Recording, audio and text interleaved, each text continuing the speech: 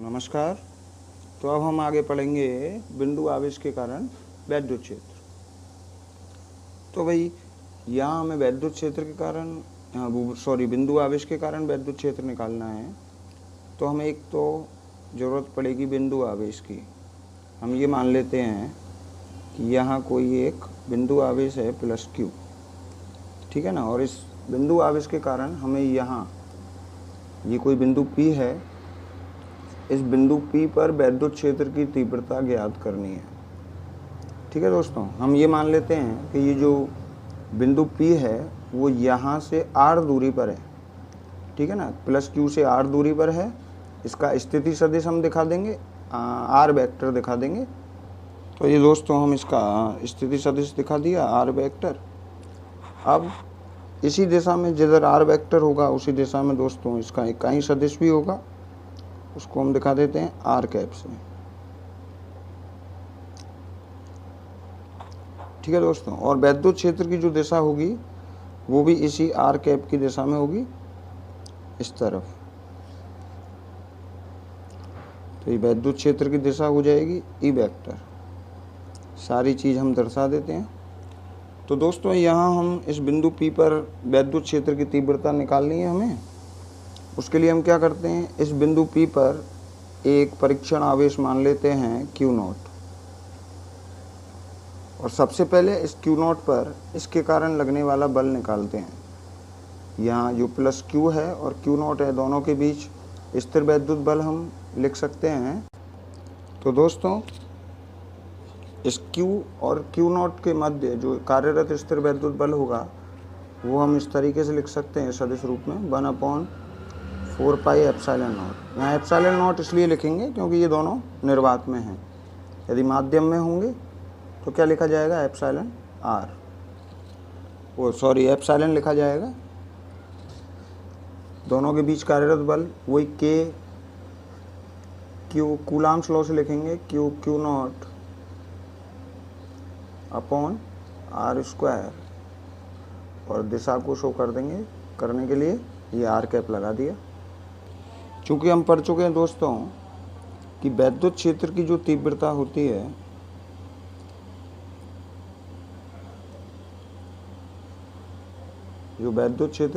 हम लिखते हैं वो लिखी जाती है बल बटे आवेश। तो यहाँ F वेक्टर अपॉन Q0 लिख सकते हैं वैद्युत क्षेत्र की तीव्रता। यहाँ से F वेक्टर की जो वैल्यू है, ये जितनी भी वैल्यू है दोस्तों, ये जो पूरी वैल्यू है F वेक्टर की, ये यहाँ पुट कर देंगे हम इसमें।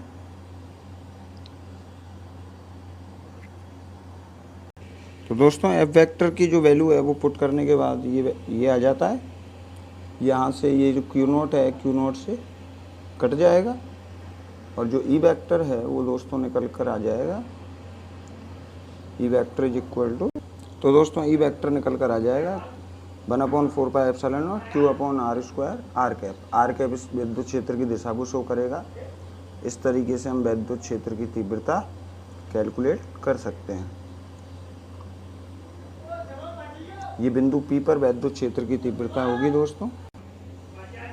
अब यदि दोस्तों हम यहाँ इस धनावेश की जगह अगर ऋणावेश काम में लेते हैं, मान लो यहाँ -Q काम में ले रहे हैं, तो जो वैद्युत क्षेत्र होगा उसकी दिशा ऐसे अपोजिट होगी, मतलब अंदर की ओर। -Q काम में लेंगे तो वैद्युत क्षेत्र की दिशा ऐसे अंदर की ओर होगी, और ये जो आर कैप है इसकी दिशा भी अंदर की तरफ हो जाएगी। तो ऋणात्मक आवेश के कारण यदि हम लिखेंगे तो वैद्युत क्षेत्र की तीव्रता को लिख सकते हैं हम 1/4πε0 Q upon r² minus r cap. यहाँ जो माइनस आर, ये जो ऋणात्मक चिन्ह है वो इसकी विपरीत दिशा को प्रदर्शित करता है। अब दोस्तों यदि ये जो दोनों आवेश हैं वो इस निर्वात के बजाय यदि मान लो किसी माध्यम में है, और जो माध्यम है, माध्यम का परावैद्युतांक यदि हम εr मानकर चलें, εr क्या है दोस्तों, ये माध्यम का परावैद्युतांक है।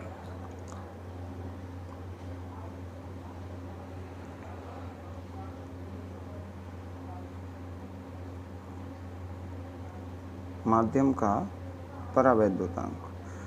यदि मान लो दोनों आवेश यदि किसी माध्यम में हैं जिसका परावैद्युतांक एप्सिलॉन आर है, तो माध्यम की जो वैद्युतशीलता होती है उसको हम एप्सिलॉन लिखते हैं। इसलिए वैद्युत क्षेत्र की तीव्रता हो जाएगी दोस्तों माध्यम के लिए 1/4 पाई, यहाँ एप्सिलॉन नॉट की जगह एप्सिलॉन आ जाएगा, ये हो जाएगा Q/r², और ये r कैप। एप्सिलॉन की जगह हम लिख सकते हैं दोस्तों, आगे हम पहले पढ़ चुके हैं कि माध्यम का जो परावैद्युतांक, वो माध्यम की जो वैद्युतशीलता है वो एप्सिलॉन आर और एप्सिलॉन नॉट के गुना के इक्वल होती है। इसलिए यहाँ यदि हम माध्यम के लिए वैद्युत क्षेत्र की तीव्रता कैलकुलेट करें, इसको m से रिप्रेजेंट कर देता हूँ दोस्तों, तो EM इज इक्वल टू हम लिख सकते हैं 1/4 pi epsilon naught epsilon r Q/r² r cap. ये हो जाएगा दोस्तों माध्यम के लिए, ये वैद्युत क्षेत्र की जो तीव्रता है वो माध्यम के लिए हमने कैलकुलेट कर ली, और ये हो गई, ये निर्वात के लिए है ऊपर, ये माध्यम के लिए है। यदि दोस्तों दोनों में हम अनुपात निकालें, निर्वात का जो वैद्युत क्षेत्र है और माध्यम का जो वैद्युत क्षेत्र है, दोनों में यदि अनुपात निकालें तो ये निकल कर आता है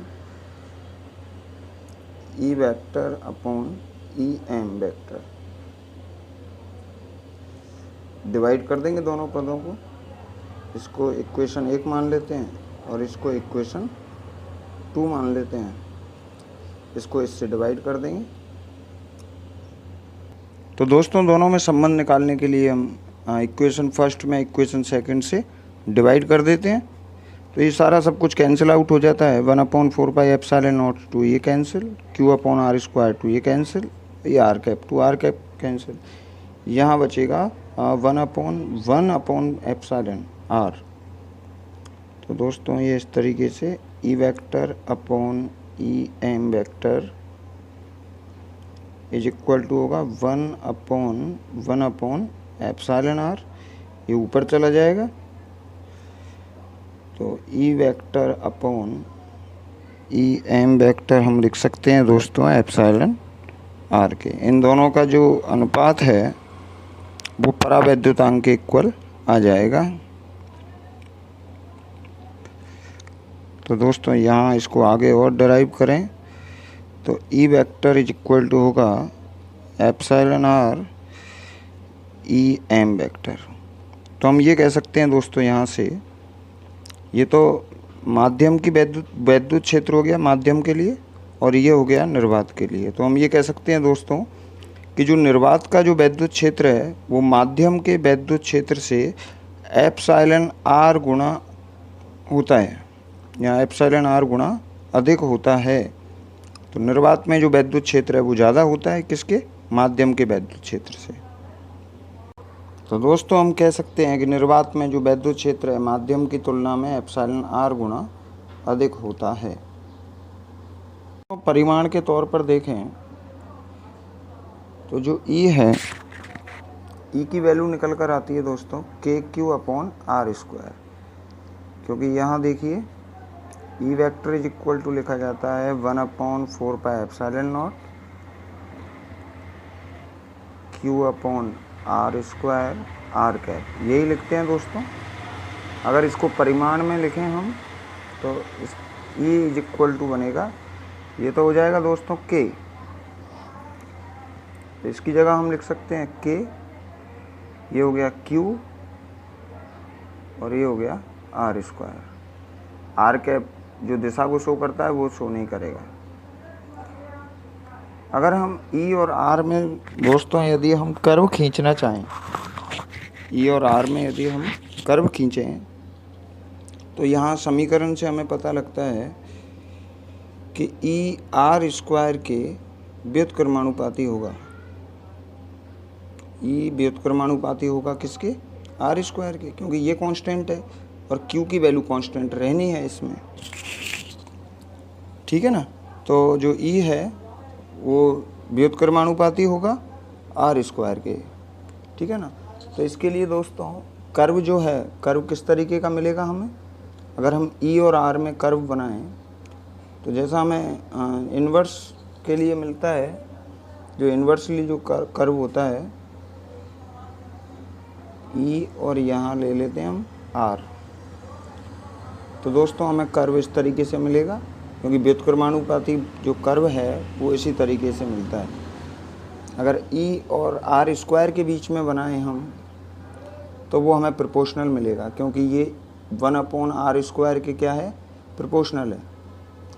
तो यदि हम एक्स अक्ष पर 1/r स्क्वायर शो करें, एक्स अक्ष पर 1/r स्क्वायर शो करें और इस पर वाई अक्ष पर ई को शो करें, तो जो कर्व है वो हमें इस तरीके से इन्वर्सली जैसे कर्व मिलता है उस तरीके का कर्व मिलेगा। ठीक है दोस्तों।